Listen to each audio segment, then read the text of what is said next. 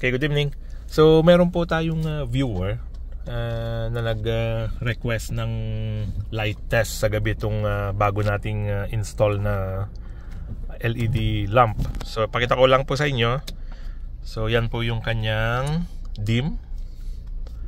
1,000 lumens. 1,000? 10,000. I-check ko nga po ulit. Parang 10,000 lumens. So, yan po yung kanyang dim. Medyo magba-bright na lang po tayo mamaya doon at medyo merong tao sa harap. So yung ako para hindi po tayo makasilaw.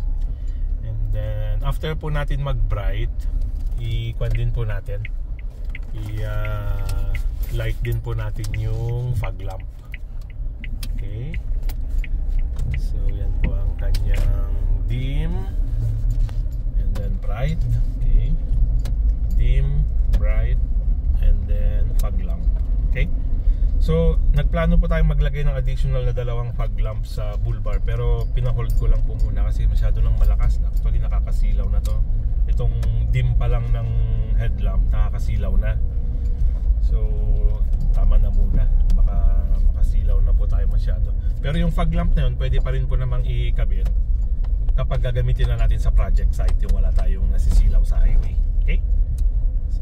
Po ang ating update sa nag-request po ng ating night test sa ating bagong LED lamp.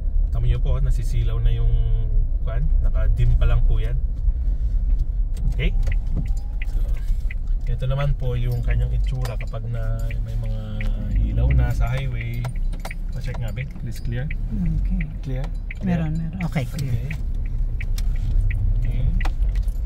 So ang challenge lang po ng white na ganitong ilaw, pagdating sa fog, kumakalat po siya, kumbaga sumasabog yung ilaw. So ang hirap nyo kung i-navigate sa foggy condition.